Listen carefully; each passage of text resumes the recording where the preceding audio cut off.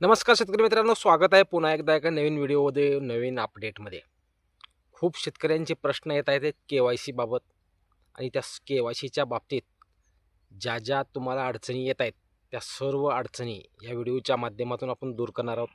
कारण अजूनही काही शेतकऱ्यांना के-वाय-सी बाबत काही अपडेट नाही आहेत. के-वाय-सी नाही केली तर काय होईल? आमचं के-वाय-सी यादीत नावच नाही आहे, फार्मर आय डी नाही आहे. परत के-वाय-सी करावीच लागेल का? के-वाय-सी यादीत नाव नसेल तर के-वाय-सी करता येईल का? असे खूप मोठे प्रश्न सर्व शेतकऱ्यांचे कमेंटमध्ये येत आहेत.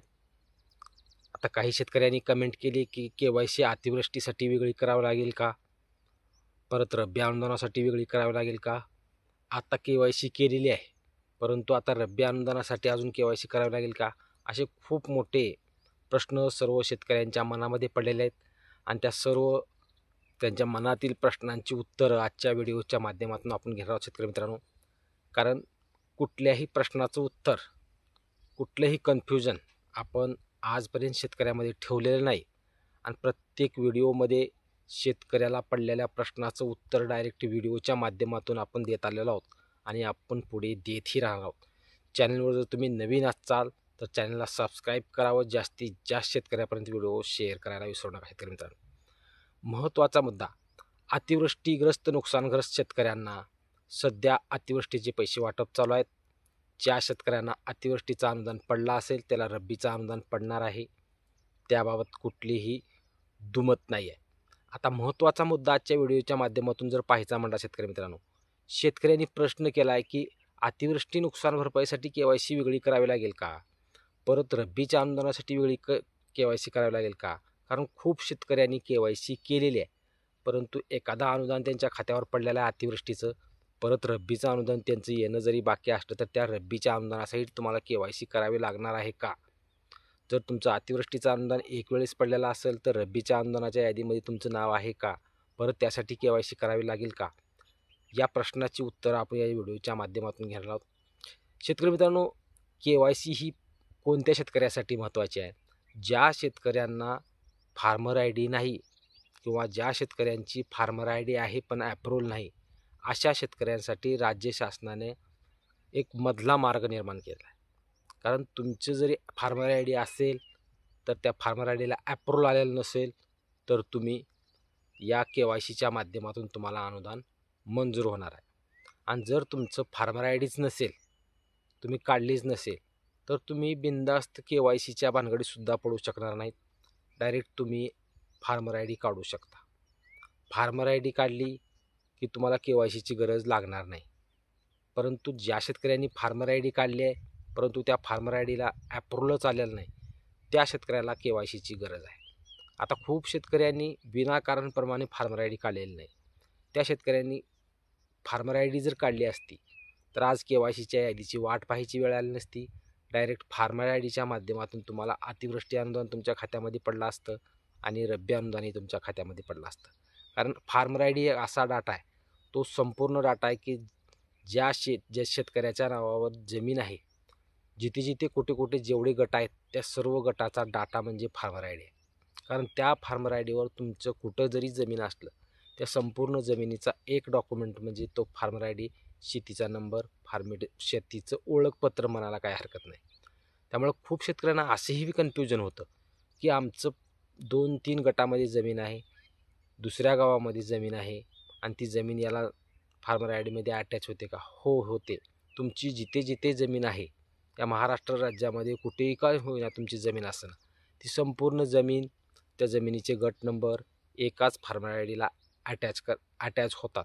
त्यामुळं दुसऱ्या गावात वेगळी जमीन आणि या गावात वेगळी जमीन, या गावात वेगळी फार्मर आय डी आणि त्या गावात वेगळी फार्मर आय डी असा विषय नाही आहे.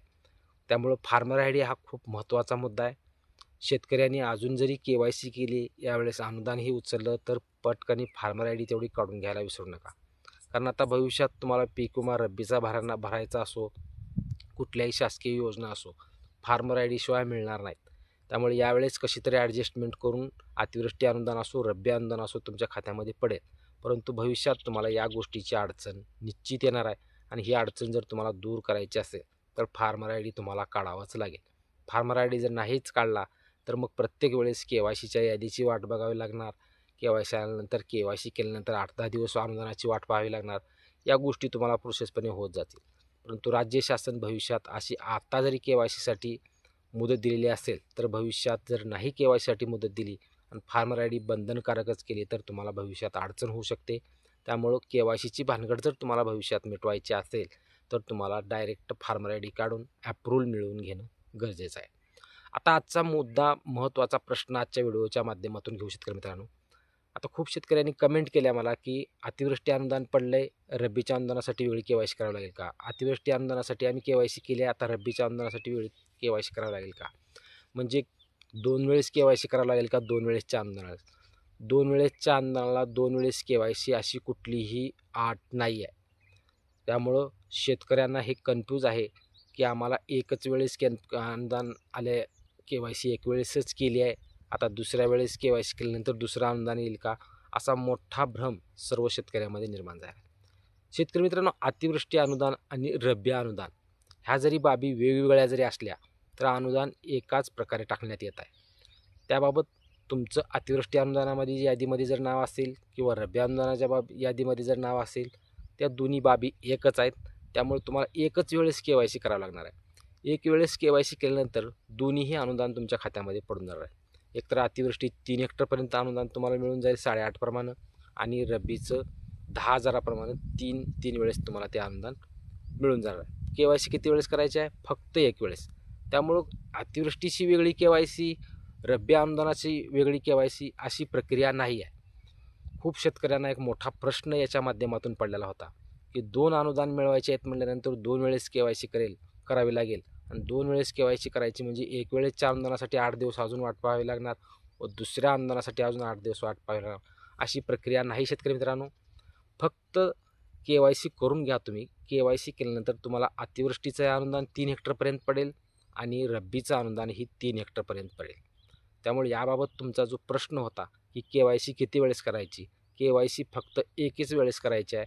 तुम्हाला संपूर्ण अनुदान तुमच्या खात्यावर पडून जाणार आहे. आणि महत्त्वाची बाब म्हणजे शेतकरी मित्रांनो, फक्त 30 तारखेपर्यंत आपल्याला मुदत आहे KYC करण्याची. त्यामुळे KYCच्या बाबतीत तुम्ही हलगर्जीपणा करू नका. 30 तारखेच्या नंतर एखाद्या वेळेस राज्य शासनाकडून पोर्टल बंद केलं जाणार आहे. त्यामुळं 30 तारखेच्या आत तुमची यादीत नाव आहेत का चेक करा. यादीत नाव असेल तर लागलीच तुमची KYC करून घ्या. जर यादीमध्ये KYC पेंडिंग असेल तर त्या शेतकऱ्यांनी KYC करायचे आहे. खूप शेतकऱ्यांना फार्मर ID असेल, त्यांनी KYCच्या यादीची वाट बघत असेल तर ते चुकीचं करतात. तुम्हाला KYCच्या यादीची वाट पाहायची गरज नाही. तुमचं फार्मर ID आहे, अप्रूव्हल असेल तर तुम्हाला KYC करायची गरज नाही. तुम्हाला फक्त अनुदान येण्याची वाट पाहायची आहे. त्यामुळे खूप शेतकऱ्यांचा प्रश्न होता की KYC एक वेळेस की 2 वेळेस, तर एकच वेळेस KYC करा. अतिवृष्टीचे 3 हेक्टरपर्यंत अनुदान तुमच्या खात्यामध्ये पडून जाईल व रब्बीचं अनुदान ही 3 हेक्टरचं तुमच्या खात्यामध्ये पडून जाईल. अशाच नवनवीन अपडेटसाठी ज्या काही अपडेट येतील त्या अपडेट आपण चॅनलवर लगेच नवीन घेऊ.